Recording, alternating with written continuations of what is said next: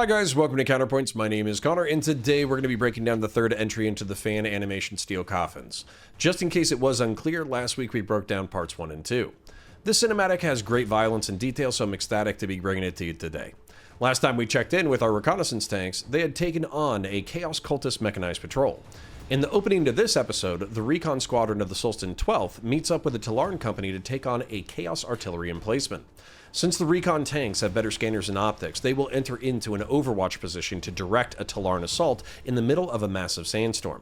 This is to eliminate enemy air cover, minimize the response from the defenders, and capitalize on the Talarn's strength as experienced desert warriors.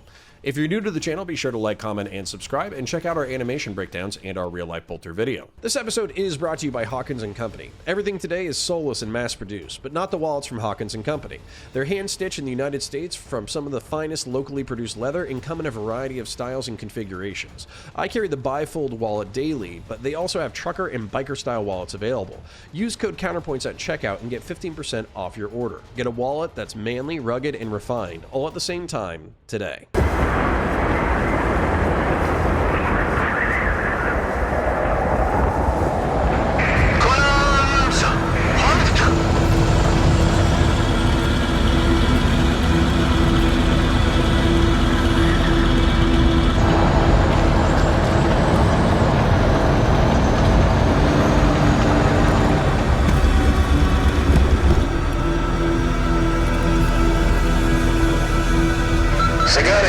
Update to the orbit.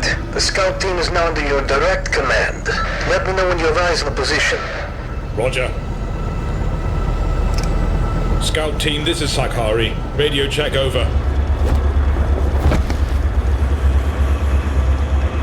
Sakari, this is scout team. Radio check over. Okay, over. What's your ammo status? We're fully loaded. I heard you'd only just arrived. Don't get too used to that.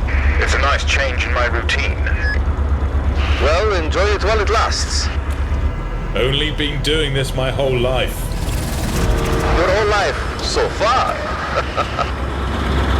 Right, we're repositioning. Spearhead over. Status of the heretics, over. Mostly hunkering down in their barracks. Some of the SPGs are still firing, but we expected that. They seem unaware of us for a moment. Good. We stick to the plan then. We found a nice spot to sit on. Follow us.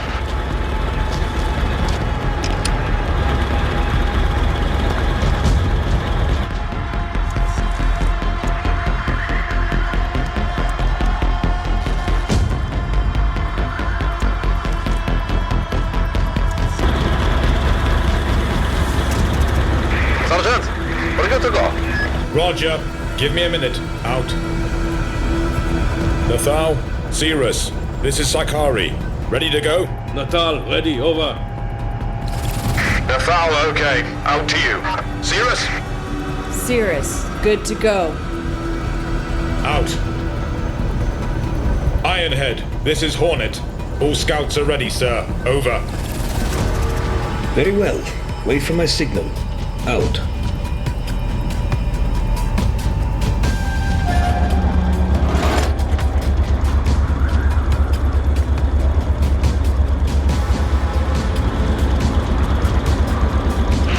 Signs, Alpha, advance. Beta, your weapons free.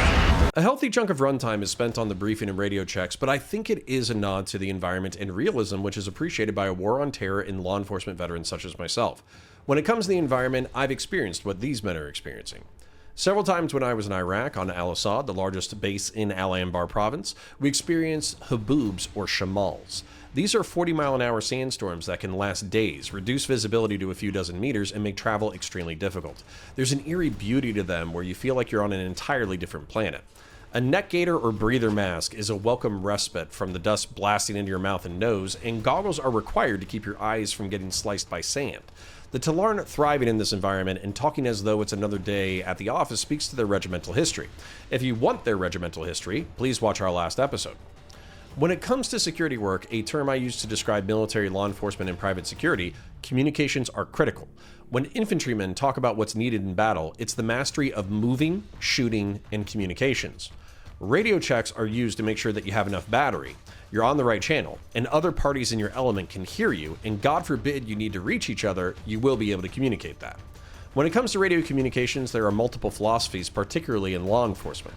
The first one is codes and signals, the other is plain talk. Codes and signals are a private language used by security personnel to communicate complex information quickly and also limit what eavesdroppers and enemies understand from that language. 10 codes are acknowledgements, orders, statuses, and dispositions. 10 codes vary from location to location, but 10-4 generally means okay as an acknowledgement of a previous transmission. 1020 is location as in what is the location or I am at that location. 1015 is often used as an order like take that person into custody or a disposition report like I have taken that person into custody. Signals are incidents you're responding to or descriptions of things you're encountering. Signal 0 is an armed person or a weapon emphasizing caution. Signal 7 is a dead person. Signal 20 is a crazy person. Signal 33 is an ongoing fight.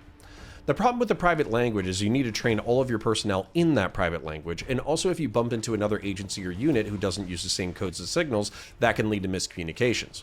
Advocates for plain talk say that the utility of codes and signals is limited, and it does not take that much more to communicate what's going on if you're efficient with your language. For instance, saying 10-2 for receiving well, or simply saying, I can hear you loud and clear, maybe saves you a second or two. Miscommunications during high-intensity events involving multiple units can lead to injuries or death, and the 1 second saved is not worth the potential lack of clarity.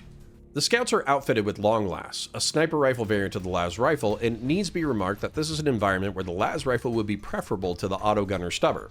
Autoguns fire caseless ammunition at a high rate of fire and are common with planetary defense forces. Stubbers are a catch-all term for firearms using powder and projectiles, and often have cased ammunition. Regardless of if they're cased or caseless, moving tons of ammunition is its own logistical nightmare. On top of that, autoguns and stubbers have more moving parts, meaning they would be more gummed up and likely to jam as a result of this harsh environment.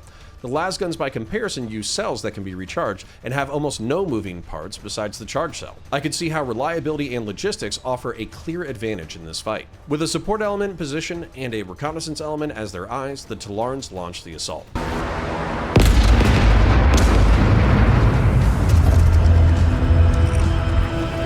Hornet, Alpha, you are clear to go.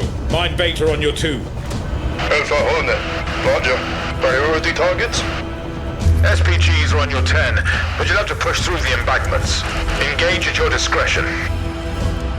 Roger that, Hornet.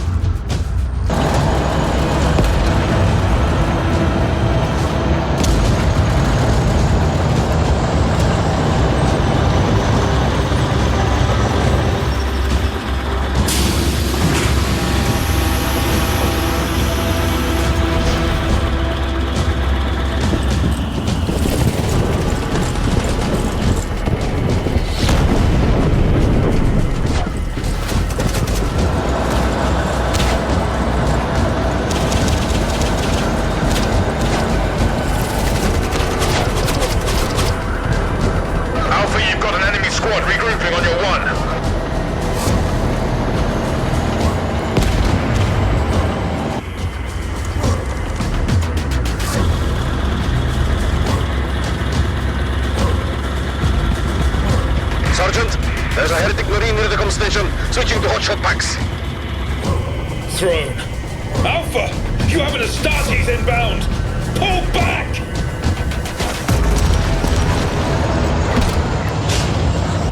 Optics are fracked! Damn it! Driver, reverse full speed!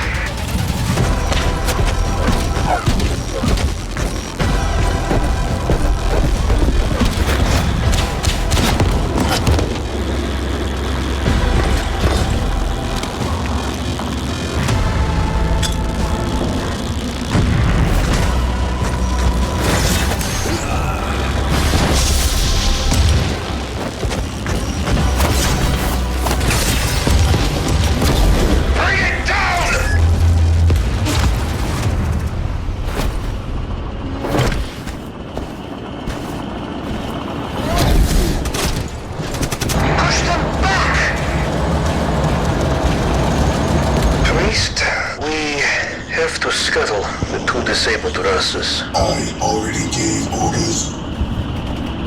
Ammo in the tanks is rigged. Good. The Omnissiah will remember their sacrifice.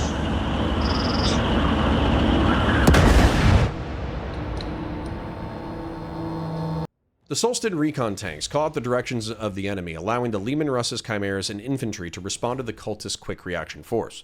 The cultists are effectively charging into not just a sandstorm, but a hail of Leman Russ cannon shells and multi-laser fire. A Chaos Space Marine emerges, and this lone figure empowered by the Dark Gods is enough to send the Imperials into panic.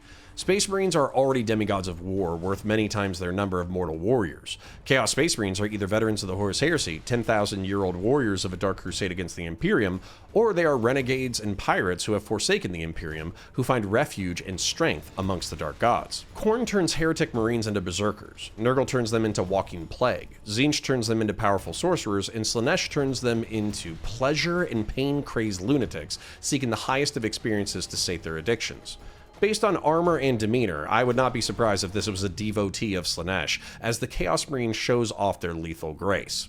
On the run, the Marine takes out a Leman Russ's optics, cuts down several guardsmen, and drops a grenade into the vehicle, killing the crew. Continuing his lithe slaughter, the Marine impales a driver with his combat blade, undoubtedly blessed by the Chaos Gods, dodges a rocket, and blasts apart the heavy weapons guardsman for his efforts. A tech priest swipes at him with his omniscient axe, absorbs 2 bolt rounds to his cybernetic body, and in turn shears off the heretic's arm with a plasma blast. This stuns the Marine long enough for Sergeant Sagari to put a tank shell through both of his hearts, bringing the rampage to an end.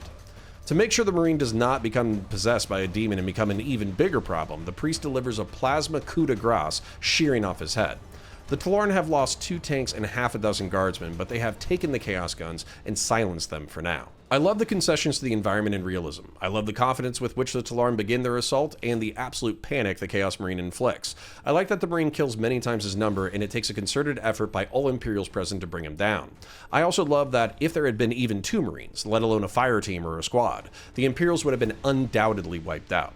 That feels in line with the lore of the universe and the insane power of the Astartes. If you want to support the channel for free, please remember to like the video, subscribe to the channel, ring the bell for new videos, and comment for the comment gods. Your viewership alone helps me in the algorithm and is appreciated. If you want to take your support a bit further, please become a YouTube member or join us on patreon.com/counterpoints. Check out the other videos on the channel, support our sponsors, and I'll catch you in the next one. Until the end.